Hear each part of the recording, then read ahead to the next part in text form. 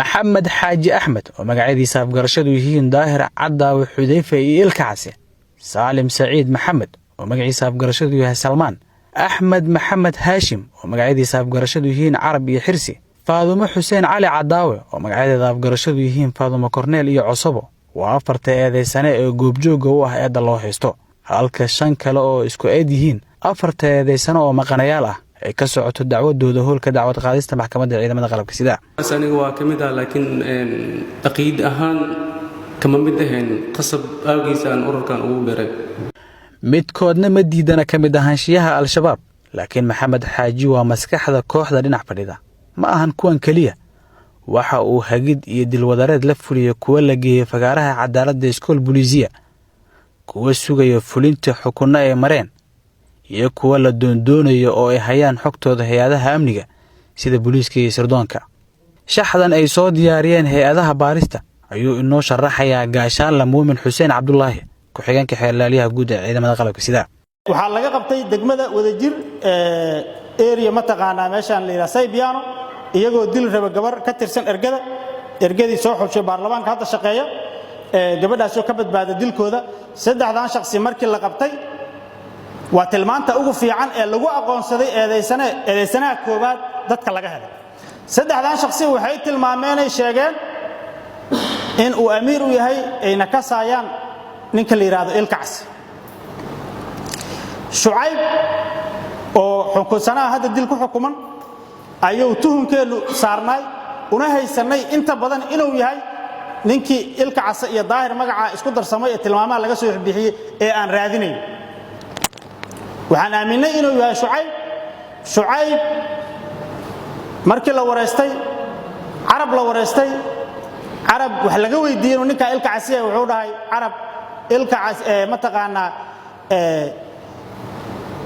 daahir uu sheegay ninkan wuxuu dhahay daahir waa jira laakiin carab ayaa lagu fakaday carab wuxuu dhahay ilkaas daahir uu iska bedelay wuxuuna la baxay ilkaas uma dhigma dadka uu dilay ee dalkan iyo dadkan waxtarka u lahaa sida marxuum Sareeyo Guuto xooga dalka Cabdullaahi Maxamed Sheekh Xasan Qurux oo la dilay 24kii bishii 9 2017 marxuum Maxamed Cabdiraxmaan Maxamuud oo ahaa ku xigeenkii xeelaliyaha guud ee qaranka oo isna la dilay 20kii bishii 2 2019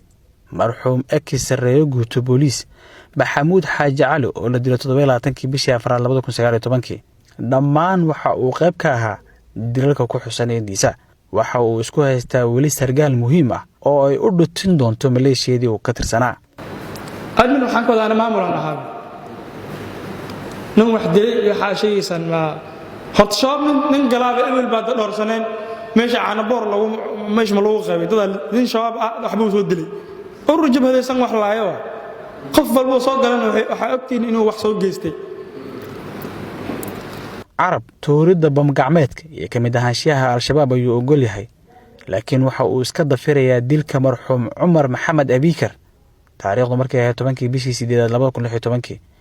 iyo inuu ka qayb qaatay dil uu eedeysanaha koowaad u geystay adeerkii soo koriyay marxuum Sareeyo Guuto booliis Ismaaciil Axmed Cismaan Markiyeelo 28kii bishii 10 2016 Saalim waa madaxa gaadiidka fudud sida mootooyinka iyo bixinta biilasha maleeshiyada uu ka bixin jiray akoonkiisa gaarka ah uu sadiidan yahay kabtan marxuum Cabduqaadir Daahir Diiriye oo ka tirsanaa asluubta inuu ka qayb qaatay dilkiisa 16kii bishii 1 2018 Faaduma Corneel ayay u yaqaanaan kooxdan waxa ay haysatay fursad ka duwan eedeysanayaasha kale waa xubin ka mid ah hooyooyinka qaranka waana mid ka mid ah kun dhalinyaro ah oo ay dawladda hoose fursad shaqo u siisay in dalka ay ugu adeegaan farsamadeeda gaarka ah waa istusida kuwa wax dila iyo wiilka ama gabadha la qorsheeyay in nolosha loo aqoonsado ee ka tirsan weelka dawladnimada xeerlaaliyaha guud ee ciidamada qalabka sida General Cabdullaahi Buule Kamey ayaa maxkamadda weydiistay eedeysanaha koowaad waxa uu ahaa wax lagu miqyaas lagu qiyaaso halbeeg ma laha dambiyada jariimooyinka ummadda uu ka galay ma jiro waa dilaa arxan dalan waxaa nasiib darro ah hadda ka hor inta la soo qabtay aabbihii oo sarkaal booliiska uu damiintay ma daayeen aabbihiis xataa kabar buu u ahaa hadhowdii islaam markii lagu qabto ku damiinanaya xataa aabbihii ma daayeen waayo waxa uu dilay kii soo koriyey gacantii quudinaysay buu dilay ismaaciil janaal ismaaciil wuxuu ahaa kii soo koriyey marka oo gurigiisa uu ku noolaa gacantiisu ku dila sababta uu dilayna waa hal arrin ramadaan baa lagu jiray tiruu tirsanayay dadka uu dilaayo uu ku xisaabtamayay ma ahan insaan caadiga qof lagu tilmaami karo dad buu tirsanaayo uu tirada uu dadka dilaayo tiradii baa ka dhimanaatay waxay gaarsiisay inuu dilo adeerkii isaga soo koriyey aabbihiina ma daayeen laakiin wuxuu u daynayay inuu u ahaado kabar uu ku gabado markii la xiro oo soo daaya waxaa intaas ka daran meel uu dad ku dhaafayo ma lahayn diin uu caabudayo ma jirin masjidka dhexdiisuu ku dilaayo kii masaajid ka soo baxuu bannaan ku tugaayo waxaan codsanaynaa in ciqaabta u qolanta lagu xukumo oo dil toogashaa qareennada u doodaya eedaysanayaasha ayaa maxkamadda weydiistay in lagu xukumo ciqaab u dhiganta inta ay fadhiga maxkamadda ka hor caddeeyeen waxay sidoo kale weydiisteen garsoorayaasha inaan loo ciqaabin eedda ay soo diyaariyeen hay-adaha baarista iyo xafiiska xeerlaaninta ciidamada qalabka sida maxkamadda qodobkaas ayagu ogol yihiin u fiiriso ayadoo u fiirinaysa qodobka 40 heerka ciqaabta farqidiisa koowaad harafka raac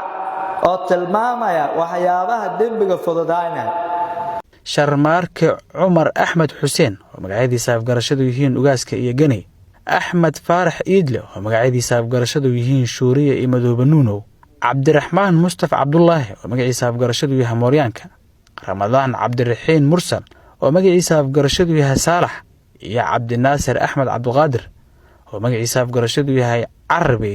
ayaa iyaga oo maqanaha dacwadooda la dhegaystay